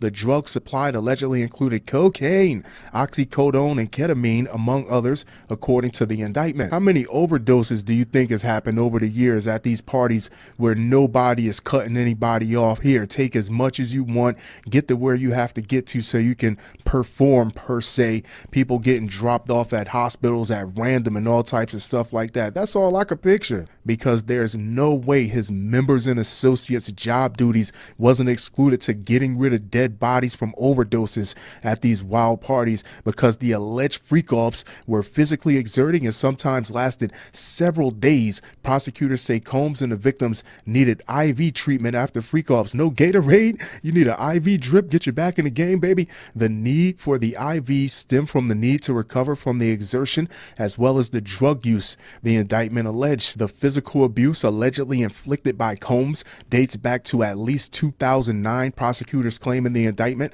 Combs allegedly punched, kicked, dragged, and threw objects at women, just a grown man throwing a child's tantrum, and his alleged behavior was sometimes witnessed by others, according to the indictment, members and associates. One alleged incident in a Los Angeles hotel in 2016 was captured on camera. Prosecutors say in the video, prosecutors allege Combs kicked, dragged, and threw a vase at a woman in an attempt to, like in the soap operas, in an attempt to ensure silence. Prosecutors allege that Combs attempted to bribe a hotel staff member who had tried to intervene. It sounds like a scene from Bram Stoker's Dracula, Interview with a Vampire or something. Just a group of people in a house together, draining each other's fluids, waiting for some fresh newbie looking for stardom to come in so they can suck on them too. Though Combs is accused of arranging the freak-offs at the center of the indictment, prosecutors also say his employees helped facilitate them. Then why aren't any of them being named? The employees include high-ranking supervisors, security staff, household staff, and personal assistants. Allegedly helped book travel for the victims and sex workers and book travel. The indictment states, I'm not talking about that. I'm talking about the people in the indictment that states where members and associates were pulling guns on people and victims and witnesses to help keep them quiet. When Combs' homes in Los Angeles and Miami were raided in March, prosecutors say authorities found freak-off supplies. The only thing worse than the term freak-off is the term freak-off supplies, including drugs and over 1,000 bottles of baby oil and lubricant. The View says something interesting to the effect that it's not illegal to have lubricant or it's not illegal to have baby oil, and they are very correct. But if you're trying to paint a picture for the nation, especially if you're looking down the road to trial, perception sways the masses, and that's a good tactic to give people the scope of what was taking place at these freak-off parties. An overabundant supply of lubricant. Who needs a condom when you're covered in 2 inches of oil? It's like you're not even touching each other. There you have it, kids. Diddy. Next up. Cult leaders convicted of forcing children to work 16-hour days without pay. 5 men and 3 wives of Royale Jenkins face criminal charges of conspiracy and forced labor. Investigators say children were sent to businesses all over the country to work for free. The defendants promoted the idea that the victims owed a duty to Allah, which meant working at a UNIO business.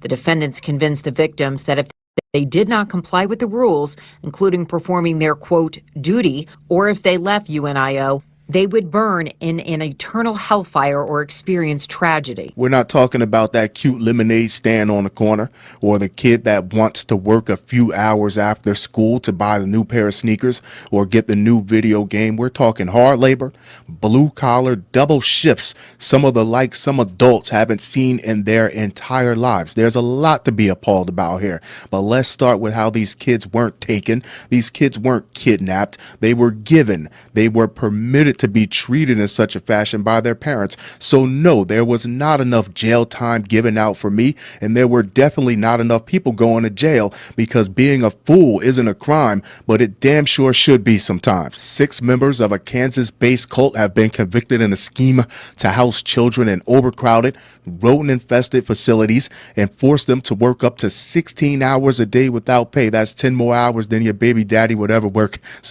while subjecting them to beatings, and other abuse. The defendants were either high-ranking members of the organization, formerly known as the United Nation of Islam and the Value Creators, or were wives of the late founder Royale Jenkins. The U.S. Department of Justice said Monday in announcing the verdict. There's a lot on the UNOI and Royale Jenkins on YouTube. I'll leave a link or two down in the description. After a 26-day trial, jurors convicted all 6 defendants of conspiracy to commit forced labor.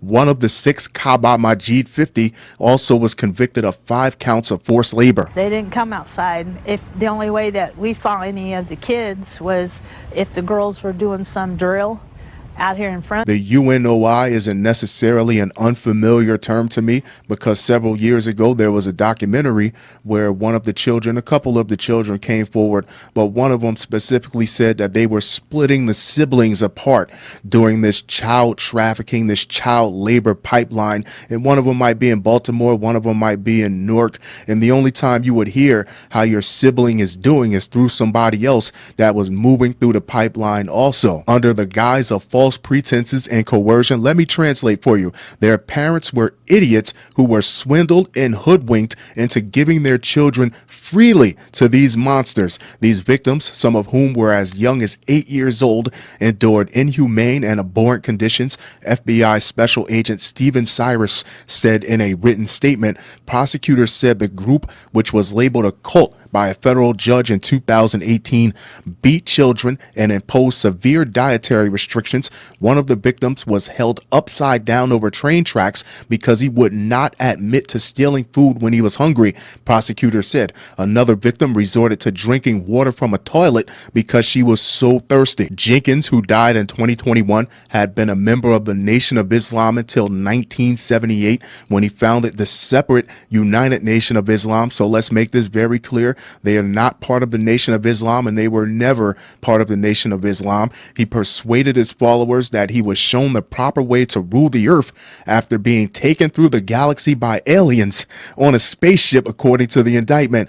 At one point, the group had hundreds of followers. I'm the one that everybody's expecting to come, although they don't believe it.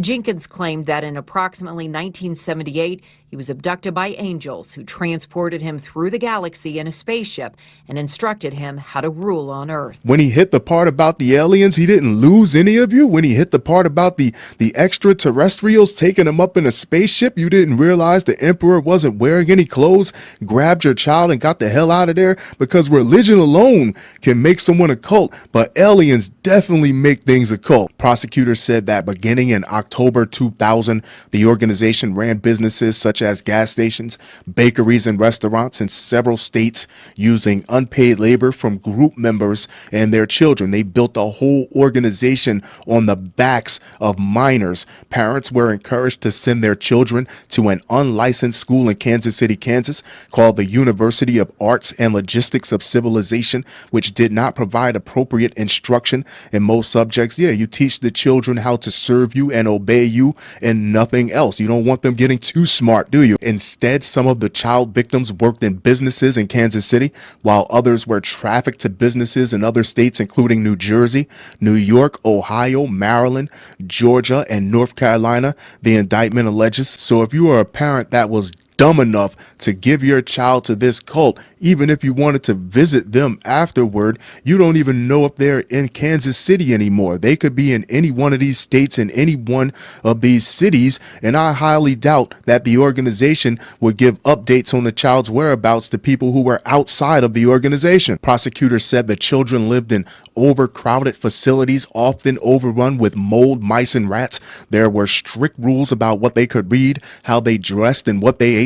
Some were forced to undergo colonics, punishments for a child that's already underweight. Colonics is deadly. Punishments included being locked in a dark, frightening basement. Prosecutors said they were told they would burn in eternal hellfire if they left. Using religion as a control mechanism, there's something we don't see every day.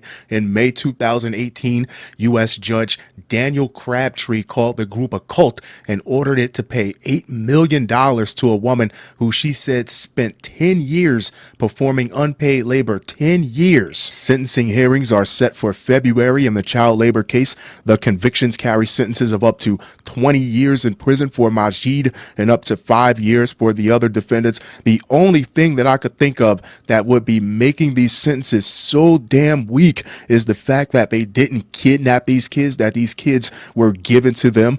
Eunice Rasul, 39, James Staten, 62, Randolph Rodney Hadley, 49, Daniel Aubrey Jenkins, 43, and Dana Peach, 60. Emails seeking comment were sent Tuesday to attorneys for all 6 defendants.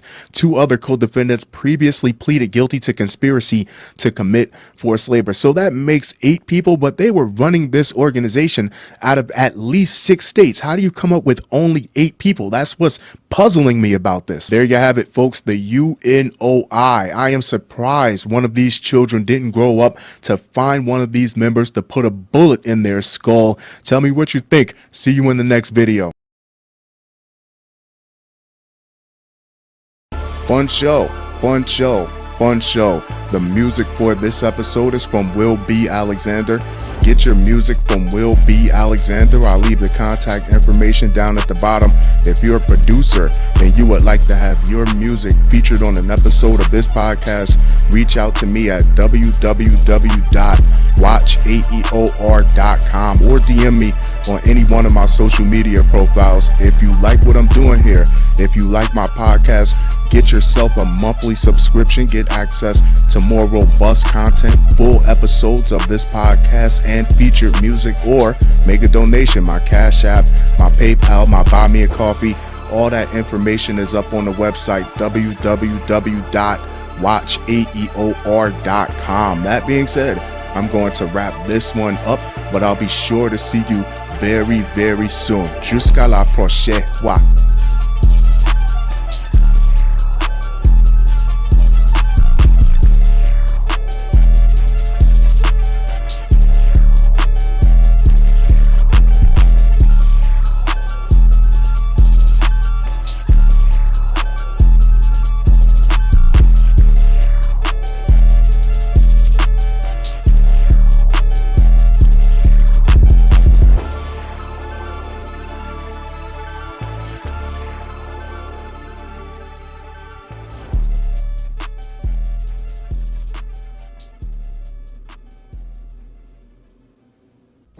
September 14th, 2024, Halfcast 564, episode 564, let's go. Of course, I have a few things to share with you guys. An evening of reflection.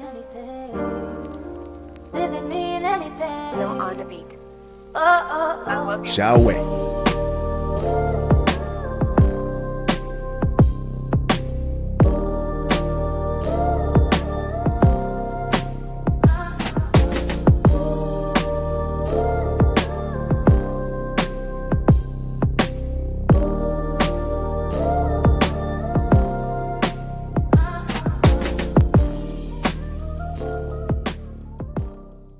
Voyeur and predator of the worst kind. Missouri mom sues cop for allegedly stealing nude selfies meant for husband during traffic stop. A couple is suing a Florissant police officer, accusing him of stealing nude photos from a woman's phone during a traffic stop. The couple says they were contacted by the FBI, who told them the officer shared explicit photos of the woman with others.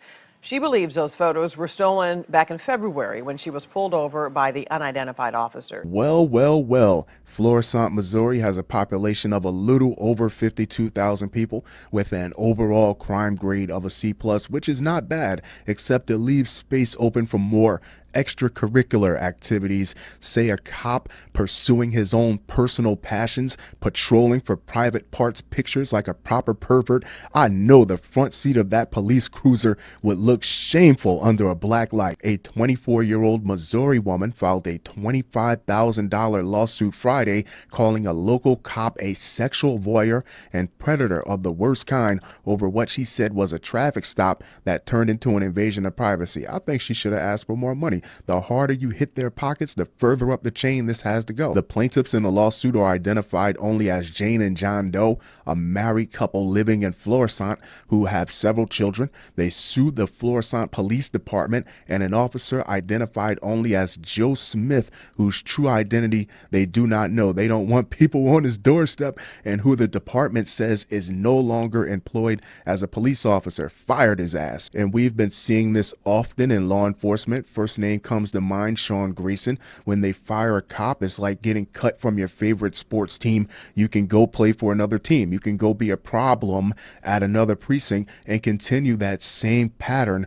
of terrible behavior. They're not revoking certifications. It's not even discipline. It's enabling, actually. According to the complaint, Smith runs amok in the city, victimizing people like Jane Doe, just a badge and a boner. The filing details a series of events that occurred in February 2024 when Smith pulled Jane Doe over for a traffic stop due to a broken taillight. The officer allegedly asked Doe if she had insurance, and curiously, Officer Smith told plaintiff that she needed to pull up proof of insurance on her phone and show it to him. Why does she have to have it on her phone? People still carry physical forms of insurance also. That is weird. Doe said that when she unlocked her phone to show her insurance, the officer abruptly took her phone back to his police vehicle without her consent, disconnected the Bluetooth connection with the woman's car, and remained in his car with the phone for more than 10 minutes. Ultimately, the lawsuit says Smith returned the phone and drove away without issuing a ticket. I would not want to touch that phone with my bare hands. The following July, Doe was contacted by the FBI, and what she said was not a pleasant experience. Give that woman $1 million. That man's a goddamn savage. An ape in a policeman's uniform snatched her phone, scampered back to the cruiser, beat his nightstick for 10 minutes. He probably didn't run any plates, any insurance or registration, then came back like everything was all fine. Post-nut clarity. Agents asked Doe to identify a photograph of a naked woman that had been printed and enlarged. He went and got the photos blown up, y'all. You can't make this stuff up.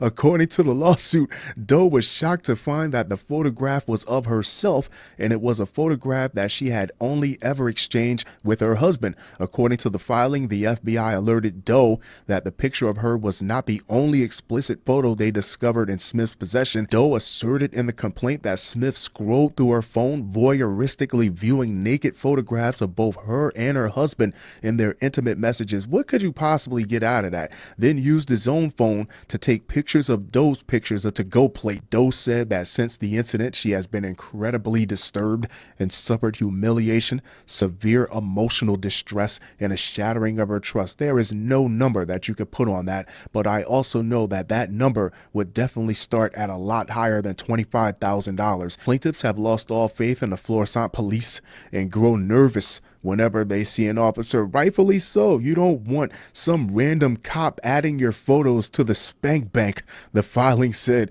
Doe said that she has suffered severe anxiety as a result of the incident and has incurred related medical expenses. If you're in law enforcement and you put your badge on every day to genuinely protect people, to genuinely help people, this type of behavior from within your ranks is just as opposed to what you stand for as the common criminal. This makes your job harder. When people don't trust you, when people fear you, they're less cooperative, leading to more escalations. It's a cascading effect. It's a moral bankruptcy is what it is. Doe brought claims for invasion of privacy, intentional infliction of emotional distress, negligent infliction of emotional distress, trespass to chattels, negligent hiring, negligent retention, negligent supervision, and negligent training, and requested $25,000 in damages. She needs more than 25 grand. The plaintiffs believe there might be other victims. Local CBS affiliate KMOB reported, and unfortunately there might be, because these type of people, these predators, they never get caught the first time. They only get caught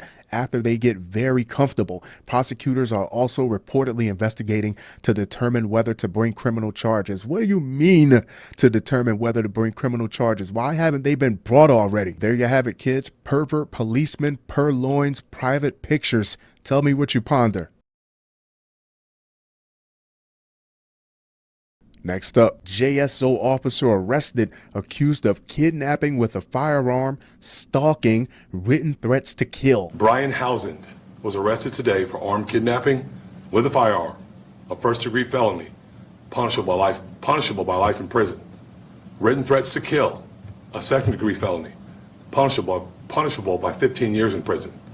And aggravated stalking, a third-degree felony, punishable by 5 years in prison. Hang tight, kids, because just this year alone so far, the Jacksonville Sheriff's Office has arrested 13 of their own officers, and there's still a whole lot of 2024 left to go. It'll be fascinating to see what they come up with to fill in these roster spots. Will they hire crossing guards? Will they hire disgraced police officers who've been fired from other precincts? Like that's the trend that's happening all across the country. They're literally out here out criminaling the criminals, old thugging ass police. An officer with the Jacksonville Sheriff's Office, Duval, was arrested Thursday in Nassau County and accused of multiple charges, including kidnapping with a firearm, written threats to kill or do bodily harm, and aggravated stalking. When did he have time to fight any crime?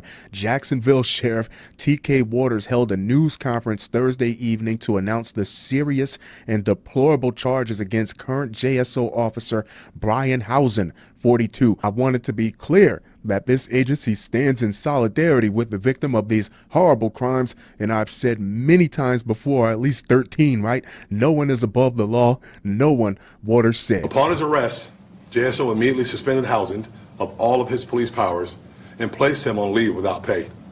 While there is due process that must be followed, JSO will terminate Housen. Jacksonville proper has a crime rate that's 17% higher than the national average, making them safer than only 24% of other cities in the United States, while Duval County as a whole is in the 29th percentile, meaning that if I blindfolded you and gave you a dart to throw at a map of the United States, there's a 71% chance that dart would hit somewhere safer than Duval County. And I'm saying that because you would think that these type of mental episodes, these type of breaks will come from emotional stress of policing rough streets. No, they come from relationships. They come from these police officers going home and terrorizing their partners, and it leaks out in one way, shape, or form. The arrest of the officer marks the 13th employee of the agency to be arrested in 2024. That's enough for a basketball team. You could start a traveling league in prison. The Jacksonville jail cops. Waters said Housen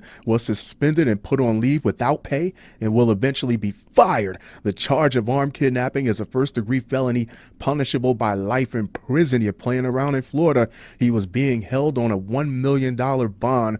Waters declined to share details of the case against Housen, saying any information would come from the investigating agency, the Nassau County Sheriff's Office. A heavily redacted arrest warrant for Housen made clear the charges involved a woman who he was previously in a relationship with. See, I told you, it's not the rigors of running the streets enforcing the law. He crashed out over a relationship rut. His accuser told investigators Housen sent her threatening emails and messages. Brian, you threatened to kill me. It is reasonable that I should not take you back. It's more than reasonable. It's the safe thing to do. Saw you take the rifle out of the gun safe that night in February when you hurt me. You can't undo that. So you already hurt her. Then on top of that, you're going to pull a gun on her. Not a gun, a rifle. One email from the victim to Housen reads, one email. The woman said on Tuesday she saw what she believed to be a green laser shining into the window of her home and thought it was the kind of laser that could be attached to a gun. It could be. She said Housen has a large collection of guns that he owns for personal and professional use. Here's a pro tip. If the only way to contact your girlfriend is by email, then that's not your girlfriend. That means she forgot to block you off of that too. babygirlcakeslove@gmail.com should have blocked your email address when she got you off of social media and blocked your number and everything else. You're done. And another incident in July. Wait, there's another one? We get a bonus round? The woman said Housen came to her house uninvited in his marked JSO patrol car wearing his uniform and began banging on the back door. It wasn't me. After an argument, when the woman refused to get back with him, Housen threatened to kill her and was snapping and unsnapping the holster, carrying his service pistol pistol in an overtly threatening manner, she told investigators. The woman was able to record the incident on her phone, according to the warrant. Housen was originally hired by JSO in 2005, and since that date, Waters said he left JSO to work for other agencies and was then rehired on 2 separate occasions. I would love to know what were the circumstances around that, or were they just clean transfers? At one point, Housen became a lawyer and is still a member of the Florida bar. Yeah, he's going to need that. Me personally, I think it's pretty cool that a cop can be a lawyer and practice law at the same time. That means you have a reverence for the law. That means you're a student of the law. But this guy just gives a different vibe. Like he only learned the law to learn how to skirt the law. So I guess there will always be those two. Waters said Housen was involved in a few situations with internal affairs. I don't doubt that. That didn't rise to the level of termination, but did not give details on those complaints. There you have it, folks. Brian Housen. Let me know what you think. If you like these type of stories the way I like these type of stories, hit that subscribe button, hit the like button, leave a comment. Next up, Illinois woman allegedly fights elementary school principal after dropping baggies of cocaine. Police were called after 9:30 Wednesday morning to Welsh School. According to court documents, when Shakita Barfield was in a meeting with the principal, a couple bags of cocaine fell out of her pocket. After a confrontation, Barfield allegedly hit, bit, and strangled the principal with his tie. Let me tell you something real quick. Birds fly, fish swim, Shakita's fight. I don't make the rules. That's just how it is. She grabbed him by his necktie. There is nothing more Shakita than that. I'm not saying the principal shouldn't have done his job. He shouldn't have did what he had to do. I'm just saying when you got a Shakita in the room, your head got to be on a swivel. A woman has been arrested in Illinois after allegedly fighting with the principal of an elementary school who had told her during a meeting that police would be called because she dropped baggies of cocaine. Reports said, whatever happened to putting the drugs in your sock like a decent human being? The incident involving Shakita Barfield happened on Wednesday morning at Welsh Elementary School in Rockford, according to WIFR. The station, citing police, says Barfield was at the school for a meeting with the principal when she allegedly dropped baggies of suspected cocaine. When the principal picked the baggies up, that's where you messed up at. Barfield reportedly became upset when she was told the police would be called to the scene. See, when you say baggies, I immediately get the impression that she's not using the coke, she's selling the coke. But the way she teed off on him after he touched her product, it gives me the impression that she might have a more personal relationship with the white. And I'm making light of this for entertainment purposes, but in all actuality, this is pretty damn bad. The 33-year-old is accused of punching the principal several times in the face, scratching his face and arms, biting him, and using his tie to strangle him. That's a Shakita. She is now facing charges including possession of a controlled substance, aggravated battery to a school employee, and disorderly conduct, according to media reports. As of Saturday, Barfield is being held without bond at the Winnebago County Jail. Records show it's no use crying over spilled coke, Shakita. What about the child that she went up there for in the first place? It's only September. She's beating the principal up and school just started. You don't think the principal is going to feel some type of way? Let's be honest with each other. Joe Clark would have whooped her ass, would have knocked Shakita smooth out, picked her up and told her, you smoke crack, don't you? It's not immediately clear what the meeting was about. Funny how that tends to happen when hands get involved. As the brawl was unfolding, the school was temporarily placed on lockdown. Dramatic. According to WIFR, the principal reportedly suffered non-life-threatening injuries during the incident. The Winnebago County Sheriff's Office did not immediately respond to a request for comment Saturday by Fox News Digital. There you have it, kids. Shakita Barfield. What do you think? Was she selling the drugs or was she using the drugs? Let me know in the comments. If you like these type of stories the way I like these type of stories, hit the subscribe button, hit the like button, leave a comment, let me know. Fun show. Fun show. The music for this episode is from Will B. Alexander. Get your music from Will B. Alexander. I'll leave the contact information down at the bottom. If you're a producer and you would like to have your music featured on an episode of this podcast, reach out to me at www.watchaeor.com or DM me on any one of my social media profiles. If you like what I'm doing here, if you like my podcast, get yourself a monthly subscription, get access to more robust content, full episodes of this podcast, and featured music, or make a donation. My Cash App, my PayPal, my Buy Me a Coffee, all that info is up on the website, www.watchaeor.com. That being said, I'm going to wrap this one up, but I'll be sure to talk to you guys very, very soon. Jusqu'à la prochaine fois.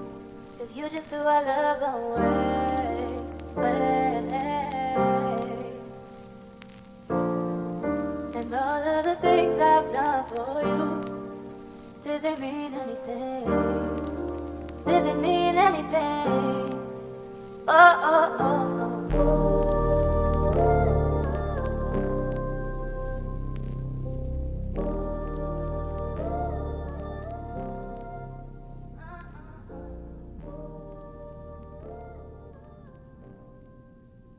Let me tell you something real quick. Birds fly, fish swim, and Shakitas fight. I don't make the rules. That's what Shakitas do. She grabbed him by his necktie. There is nothing more Shakita than that.